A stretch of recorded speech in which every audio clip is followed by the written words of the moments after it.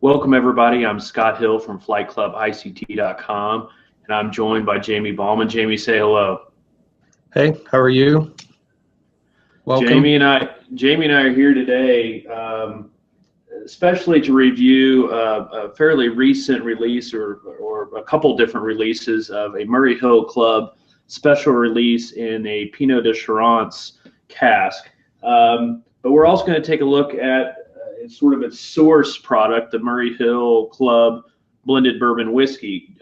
Jamie, I'm gonna turn it over to you here to start with. What do you know about just the standard Murray Hill Club? So from the horse's mouth, being Nancy, the standard Murray Hill is a majority, not a majority, 20 to 29% of a 9-year-old light whiskey. These days it's more like 20%. Then the majority of the blend has 11 and 12-year-old 21% MGP bourbon with a bit of 19-year-old bourbon to give it some depth. She uses the same recipe for her special release. She being Nancy the Nose, who does the special releases at Magnus. Yes, Nancy. Yeah, Nancy Fraley's the master blender, master noser, master everything at Joseph Magnus, is responsible for most of their products. We both have on the Murray Hill Club, we both have batch number 4. So we're going to try those side by side. Jamie, do you have any idea what batch they're up to on these? Batch what? Do you know what batch they're up to on the regular Murray Hill Club? I actually don't. I don't even, this is 4. No, I don't. I haven't been keeping track. We've been doing all the other things, so. And on the Pineau de Charentes, what do we know about that? First off, what is Pineau de Charentes? If I'm even saying that correctly. Yeah, I don't know the actual pronunciation, but they. So for batch 1, which is the one that I have, finished in Pineau de Charentes. For those not in the know, it's a type of fortified wine made in the Cognac region of France. It is made from grape juice or partially fermented grape must. Then it is fortified with Cognac Eau de Vie to about 16 to 21% ABV, and then aged. Then for the first batch, mine, it came from the second mother blend of Murray Hill Club. It would have been blended back in November of 2016. She held it back in stainless steel until mid-June 2017, and then put it in the Pineau casks. So what I understand you just said is she took batch 2 of the Murray Hill Club blended bourbon, and that's what she put in these hand-selected Pineau de Charentes casks that she picked and finished it in there. Does it say how long she finished them in these casks? So she put it in mid-June and pulled it out at the beginning of December. So about 6 months. Yeah, sounds about right. And what I have is I have batch 2 that I think hit fairly recently. I would say it was probably a late 2018 release of batch 2. I had a chance to try your batch 1 probably 6 months ago. I absolutely loved it. When I saw this sitting on the shelf, I couldn't resist. I will say from the beginning here, these are not cheap releases. This one I picked up, I think MSRP is around 150, and I want to say I paid about 160, 165 plus tax on this. Do you remember about how yours was priced?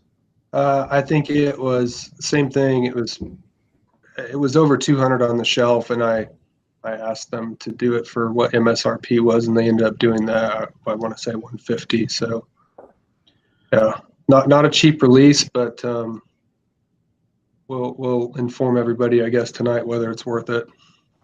And these aren't very big batches. Mine is labeled as bottle number 696 of 700. Yours is, I think, even a smaller batch, if I remember right. Yeah, 507 of 639. So very, very small batches. This is not something you may see sitting on the shelf very often. But again, like Jamie just said, let's give it a little sample tonight, give it a review, and decide for yourself from those notes if it's something you think you might want to pick up next time.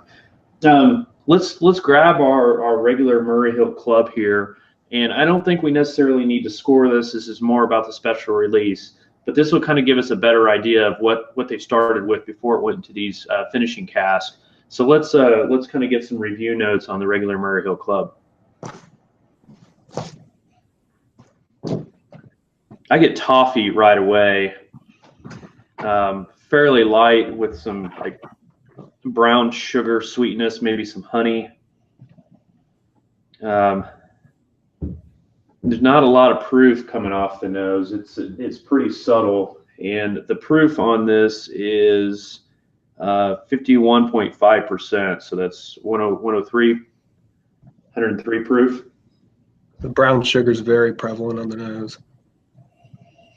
Yeah, like almost like a brown sugar simple syrup. It's not overly sweet, but it's pronounced.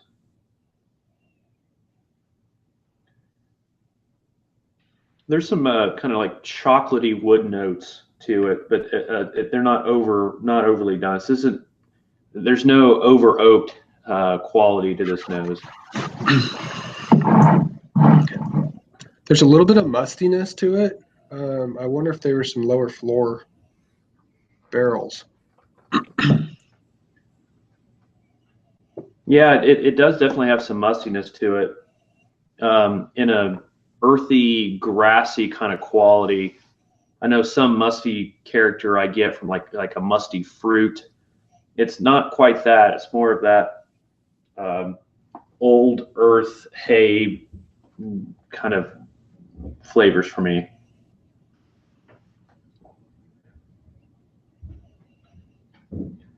I think it's got a really good nose. Every time I have this, it surprises me on. I don't know why. This is one that I don't think I'm going to like as much as I always do, and every time I come back to it, I'm like, this is pretty amazing. Well, I keep trying to convince you the Murray Hill Club is amazing and the Magnus is not so great, and vice versa. And I think you're warming up to the Murray Hill, and I'm still not quite there on the Magnus with all the sherry notes. Yeah, I'm a big sherry finish guy, and I don't think this tops the Magnus for me, but it's a different animal altogether. This is a lot more subtle on its presentation, especially with that light whiskey in there. It really softens it, makes it very, very approachable. There's some dates or figs. Yeah, definitely some of that kind of dry, dark fruit. As you were kind of saying that, I was kind of thinking like raisin box, but it's not quite as sweet as I think of a raisin. It's got more of those, you're right, more of those dates or fig flavors to it.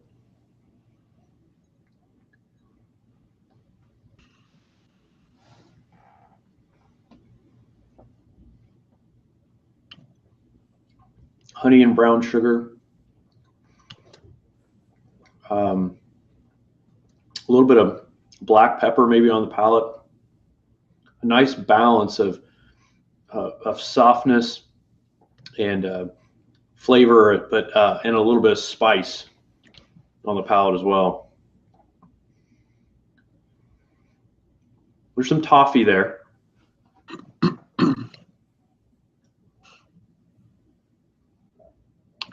The black pepper really comes through on the finish for me. It's almost more white pepper kind of when it first hits you.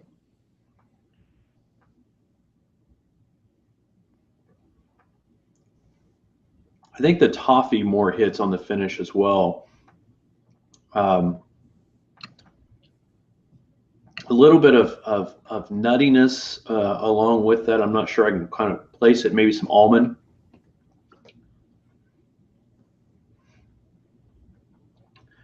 There's a little hint, like in the raw almond, unsalted. Right. There's a little hint of that mustiness.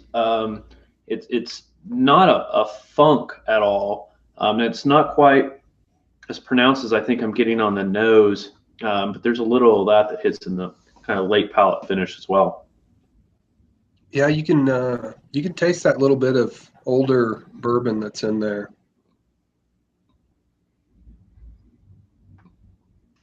It's almost like what Four Roses did with their, what was it, 23 or 25-year-old. They put in the Al Young, just a little bit of it. And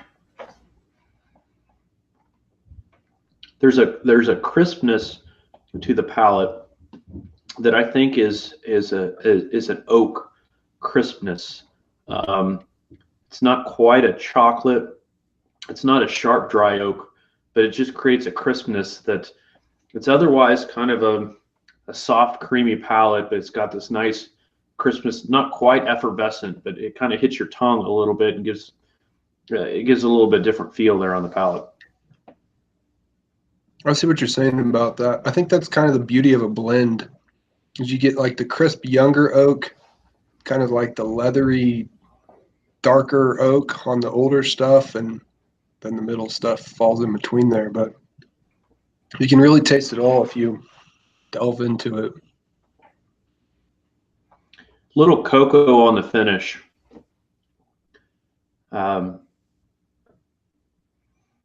Not an exceptionally long finish, but a finish that is a nice, easy transition out, kind of out of your mouth.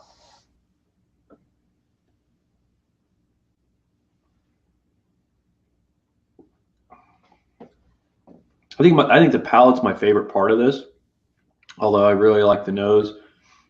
There's really nothing to complain about on the finish. A good product. Really good stuff. That honey hits you right up front, and it just kind of does a slow fade from all the way till it's gone.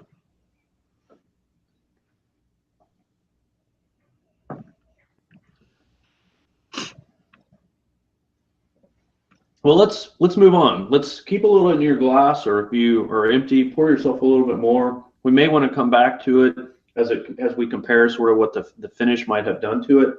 But as concluding this part of it, I think it's delicious on its own.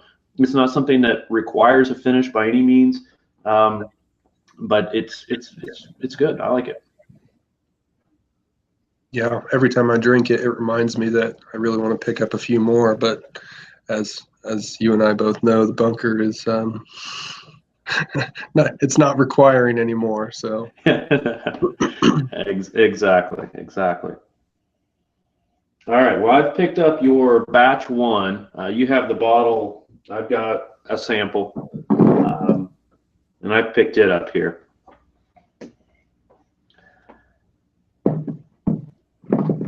The fruit hits right away.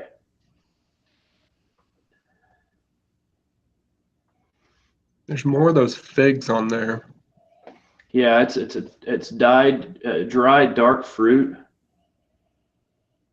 And it's a kind of a fruit medley. You're right. It's kind of some figs. I'm getting a little bit like blackberry. I know dried blackberries aren't really a thing unless you're kind of talking about like fruit leather, but it's kind of like a dried blackberry.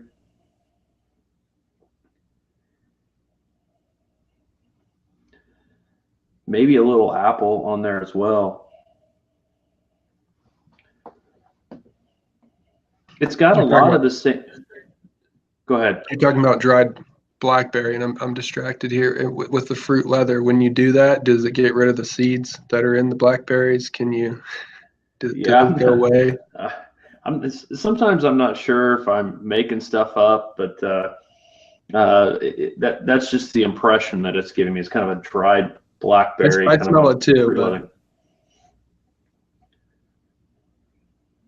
it reminds me a lot of what a sherry finish might produce, but without some of the funk that oftentimes comes with the sherry, and it's not quite as bright as some of the sherries might be. There's a lot of from the previous product, there's a lot of added caramel and sweetness to it. I'm guessing that's that cognac kind of mustiness that as well, but I'm picking up a lot of caramel. It definitely amps up the sweetness on those. And what I think you're getting is caramel, I think I'm getting more of like as I described it earlier as like the brown sugar simple syrup or like a demerara sugar. This is even more so on that simple syrup kind of sweetness as I kind of went back to the other. And on it, I'm now getting more honey and just pure brown sugar. This just amps up the sweetness quite a bit. There's a funk that's almost like the turkey vegetal, not vegetal, floral funk that comes through too. Yeah, definitely. And I don't know if there's a little bit of rye note to that's coming across, or that's purely the barrel finish. But you're absolutely right. It's kind of that green, earthy. Oftentimes, I'm talking about like floral stem kind of notes, and that's definitely in there. Are we ranking things as we go through? Sure. I think that would be appropriate.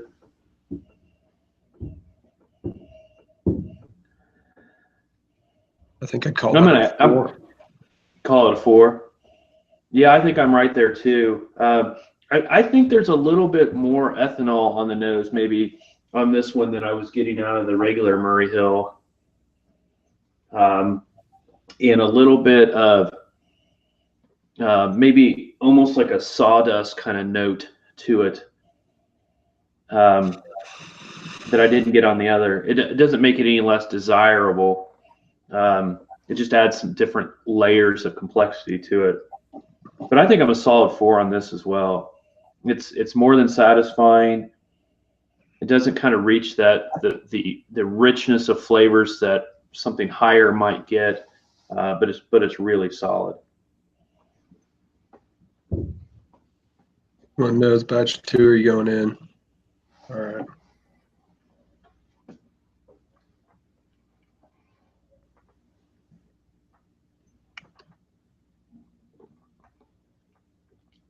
That fruit just does not end on the palate.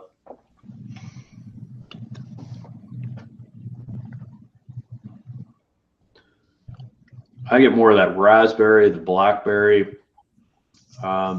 Not quite as dark of fruits, not quite as dry of fruits as I was getting on the nose.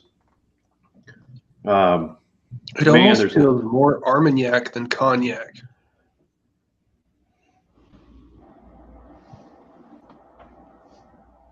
From like an earthiness perspective. Yeah. And the rancio. Yeah. That funk, mushroomy.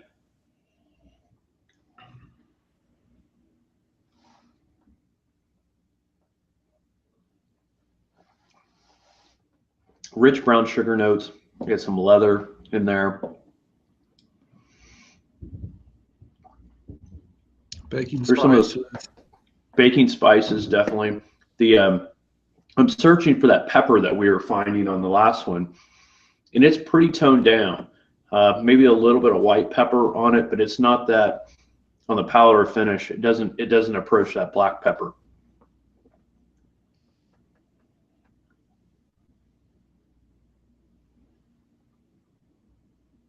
There's more toffee.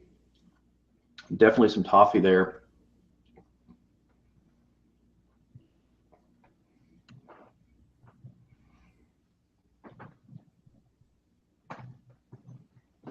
Buttery, almost like a buttered toffee, maybe. Mm-hmm. Are you getting any new flavors on the finish? Past the palate? Yeah. No, I think they just kind of carry through. They carry through for quite a long time.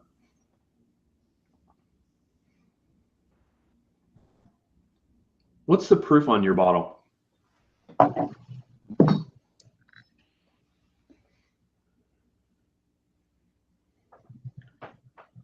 56%. Yeah, that's what mine is on batch 2 as well. On the finish there, I just got a heavy dose of grape, like a real dark grape. I mean, it's got to be the grape must that's. Definitely. There's a both a grape juice kind of unfermented quality to it, but there is also sort of a wine-like quality to it. And I'm getting both the grape in that and a little bit of that minerality. Not quite tannic, but a little of that minerality I get in a lot of wines. It's such an interesting finish compared to anything else as far as sherry or cognac or Armagnac or any. It's very unique, and like it's almost in between an Armagnac and cognac. Yeah. As I go back and smell this, I'm now getting a little of that white pepper on the nose. This is a really interesting pour. I don't know if you gave this to me completely blind. I'm not sure what I would think it is. It doesn't have a whole lot of bourbon-like qualities to it. It doesn't have a lot of Scotch qualities to it. It is what it is. It's a kind of a blended American whiskey finished product that's just really well done. Yeah, they definitely took a premium product and made it even better.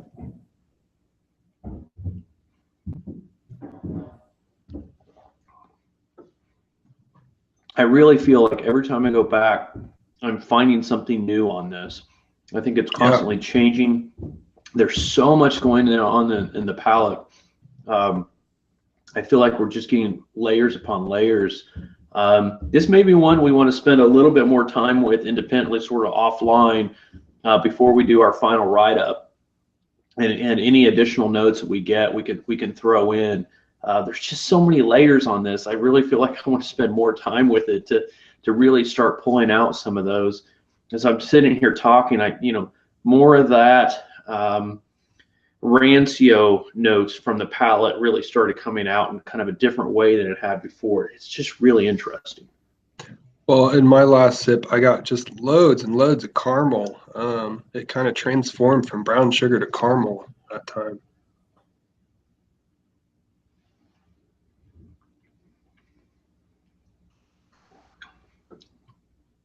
All right. Well, you gave the nose a 4. Where would you put the palate and the finish on this? I'm stronger than a 4. I don't know if I can call it a 4.5, but I think I can. So yeah, 4.5. I'm probably there on both of them, palate and finish. I think I'm probably a 4 on the nose, as we mentioned, a 4.5 on the palate, and a 4 on the finish.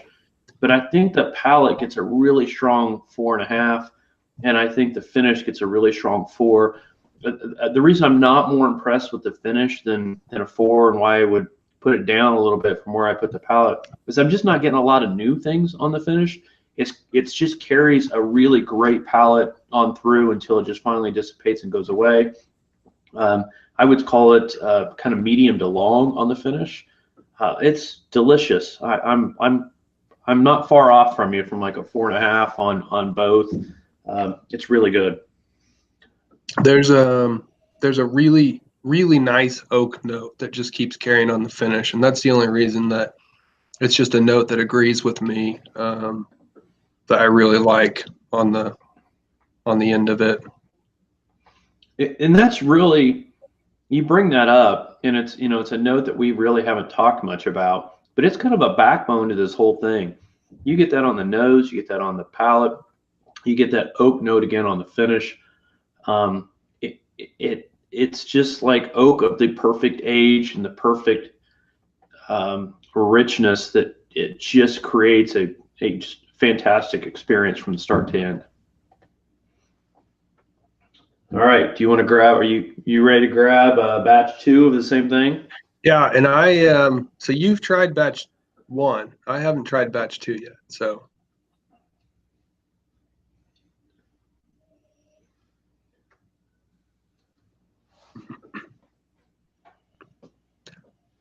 There seems to be a few more red fruits on the nose of this one.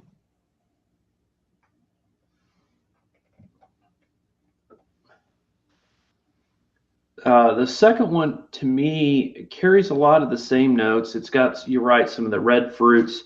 It either comes across as younger, or in terms of, like we talk about scotches, like a first fill sherry cask and a second fill sherry cask, where it's been reused. It just doesn't have that um, crispness to its flavors that the first one had, aromas than the first one had.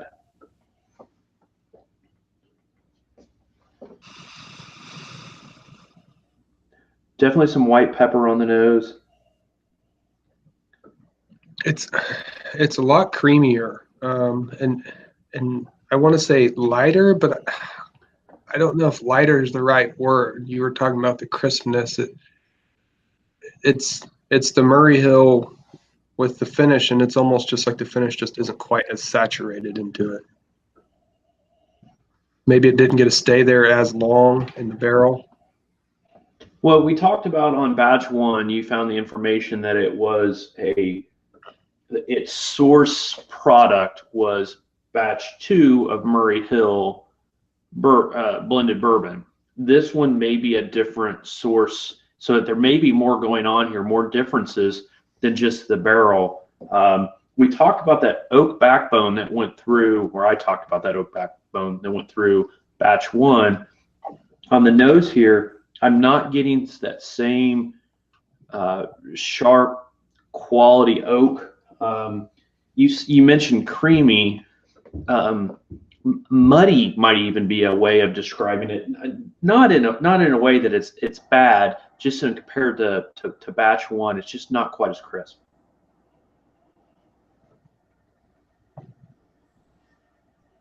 And there's a chance.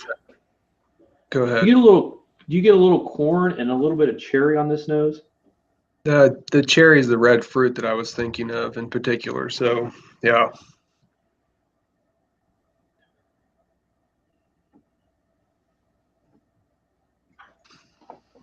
Almost the corn.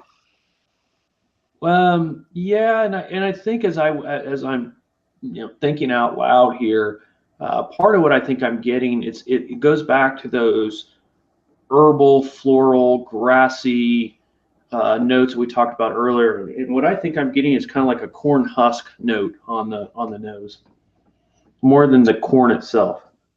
So almost more vegetal corn, like right, like you're walking through a field that's still green. Right. Almost like the smell of corn silk. Yeah, there you go. Well, I'll start the scoring off on this nose. I think I would likewise give it a 4, although I would say I enjoy batch one better. I don't think this one falls off of the level, but ranking them side by side, 2 4 side by side, right now, batch one kind of takes the lead. I'd call it a 4 too, but it's as far as rankings go, we are on the half point. It's definitely inferior to me to the batch two. There's just so much more depth and heavy dark fruit to the batch one.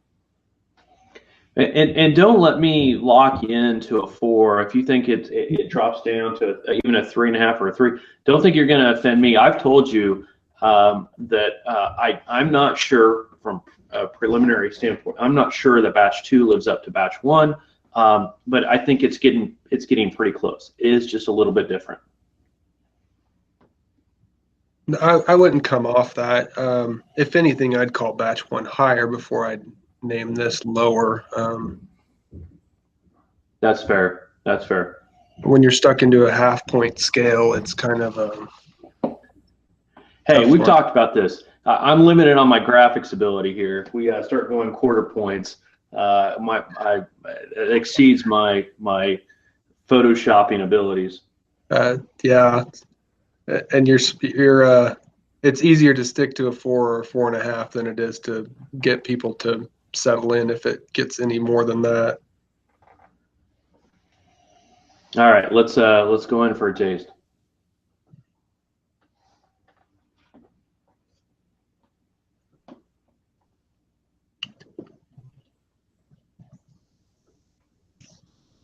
It's definitely creamier, a lot creamier than the first one.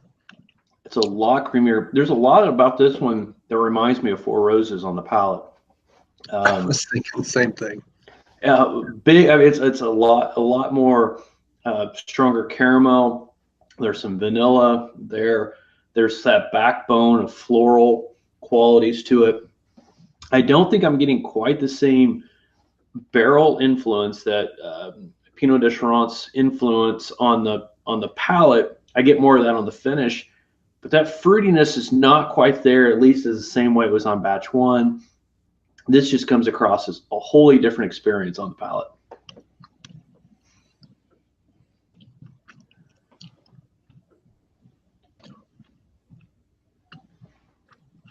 There was a little bit of a hot note on batch one when we very first started.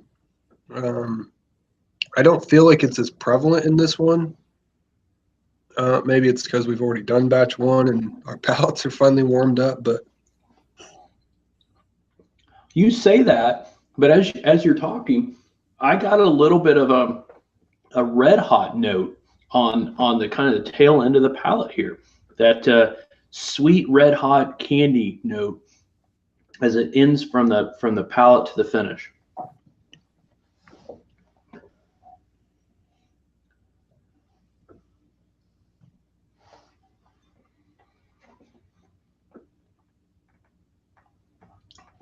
There's an awful lot of fruitiness. There's an awful lot of fruitiness still there.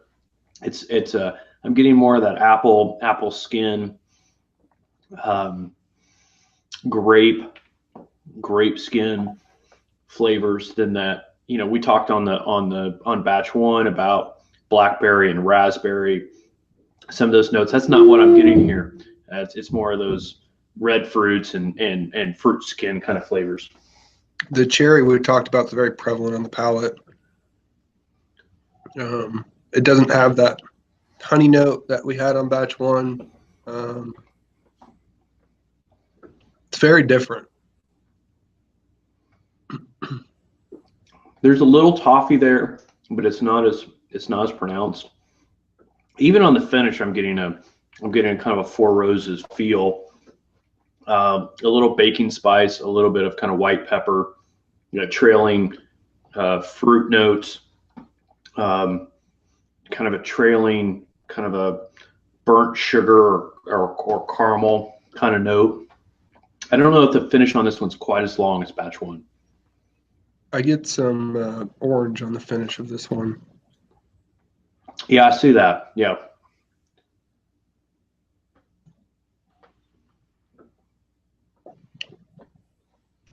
Where would you score this?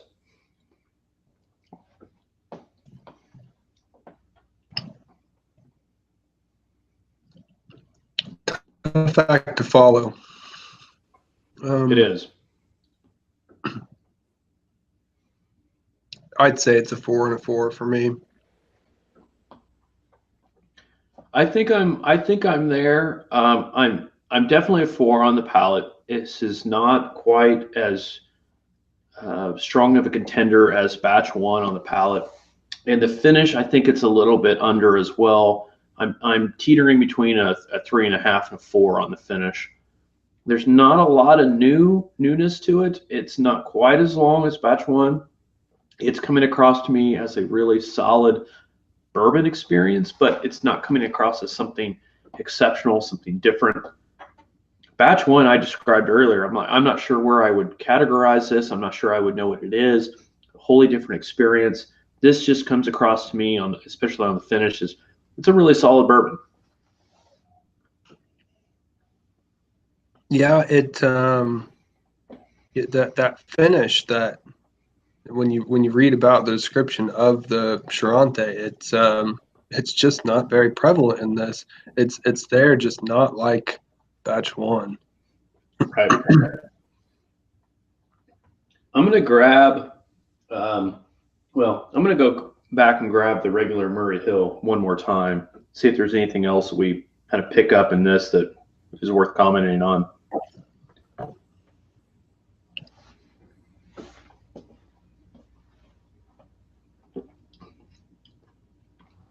And the only thing I would say is I mentioned I think it holds up very well on its own. Um, it, it's an inferior product to both of these other bottles. It's good on its own, but put it head to head against these other two finished products, it just doesn't stand up. Going back to it, you start realizing that the palate's a little bit thin in comparison to these other two. The richness isn't there. It's good on its own, but don't let this follow these other two really big whiskeys. It took out a lot of those notes that we were tasting earlier, and now it's really, really, really sweet. I can't get much other than sugar on this now.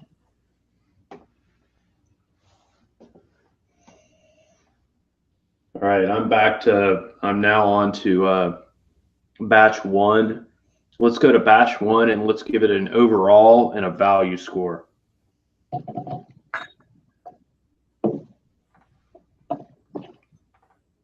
I'm going to start. Overall, I gave it a 4 on the nose, 4.5 on the palate, 4 on the finish. I'm going overall 4.5. The sum of this is greater than its parts. This is just an exceptional whiskey. I go back to it. I still don't know that I know what it is, but it's really, really solid. I'm really happy with this one. This is fantastic. I still haven't gone back to it yet. I'm still with the regular Murray Hill. I went back to it, and it's just nothing but sugar, and I don't know that I'm disappointed by that. I was really enjoying it there for a minute.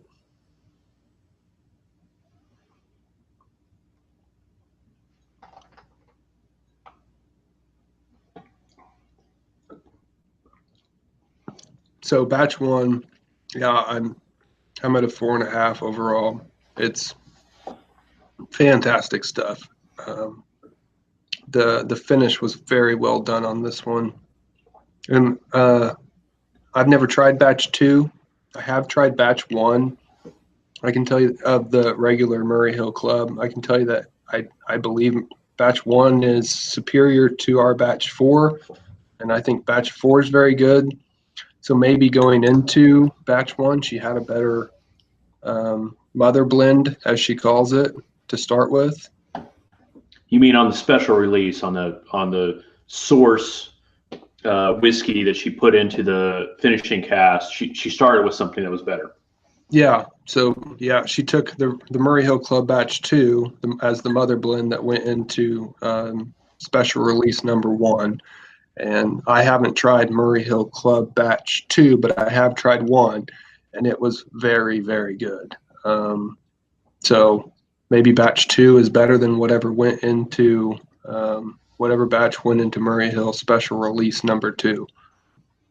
But yeah, overall, I'd say 4.5. All right, so now we're on to value on Murray Hill special release batch one. 150, 160, somewhere in that range on price. We gave it a 4.5 overall. Where would you put it on value? Oh, that's so hard to say these days. I'll lead. I'm gonna lead. I think on a value, this is 4. I'm more than satisfied with the value of this. Again, this is very unique. This is very different. This is very different than anything else I'm going to find out there. I think it's delicious. I think it's money well spent. This, to me, starts competing with some of those high-end sherry finish scotches that may be 15, 18, 20, 25 years old. This is just fantastic. $150 does not feel wrong at all on the price on this. It feels right. If you look at their standard price point on their Murray Hill Club, and if it's something that you drink anyway, the little uptick to this is an amazing value. I mean, you could even call it a 5 if you're somebody that loves Murray Hill Club. From the overall standpoint, yeah, I don't disagree with a 4. You talk about competing with with sherry finished products. Is that what you were? Yeah, yeah, exactly. Like a Scotch, even. I mean, something that you would typically see as a finished product. I would say pound for pound, this can compete with the yearly allocation stuff that everybody wants to get, and yet some of these sit on the shelves. So I'd say give it a look if you missed out on BTAC. All right, let's head on to Murray Hill Club Special Release Batch 2. Where did you come in overall on Batch 2?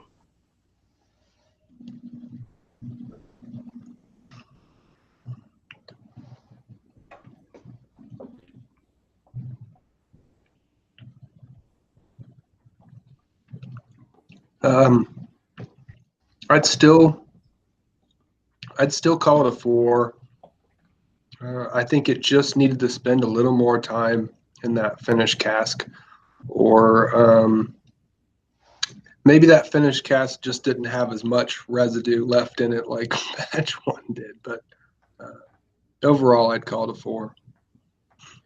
I'm there a 4 as well. It's a lesser whiskey than batch 1 for sure, but it's still really, really good.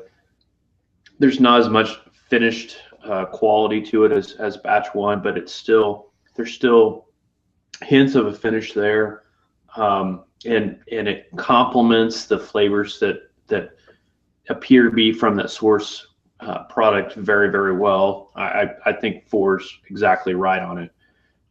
Value wise, again, $150, $160. We're a 4 overall. Where would you put value on this? Was this a full year later? I'm not sure when batch 1 hit. I think these are annual releases, although batch 1 could have been spring and this could have been fall. It's possible these are 6 months. If she held them in there for 6 months, she dumped them and put new in. It's possible these are kind of semi-annual releases.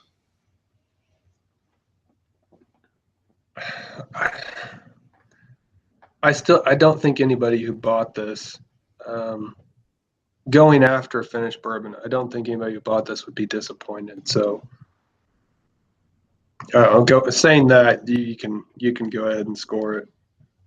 I'm down to about a 3 on value. I'm not upset by it at all, and I'm between the 2.5 and 3. And I say that as I keep coming back to this feels like a Four Roses product. I feel like I've had some really good Four Roses single barrel store picks for the 60, 70 bucks that could compete with this. So I'm not blown away by its value. I'm not disappointed in this by any means, but it doesn't get to that 4. I'm satisfied, or just slightly less than satisfied with this.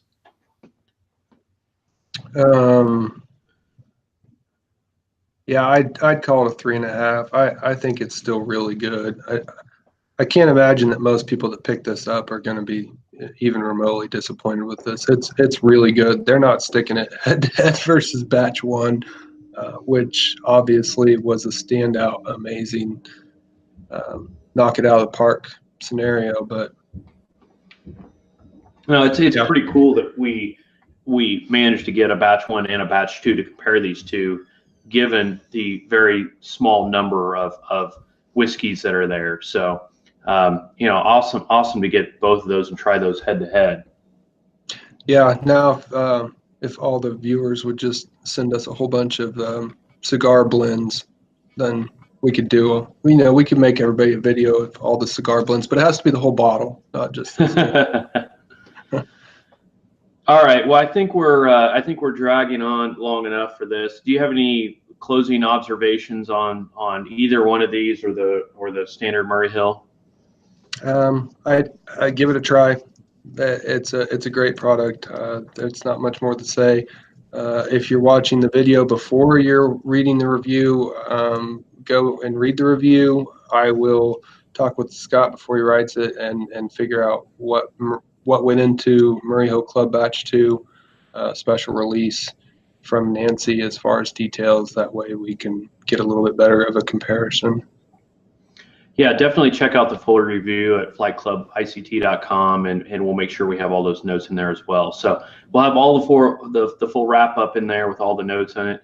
Check it out, and we'll go ahead and sign off and get out of here. Jamie, thank you very much. Thanks for watching, everyone.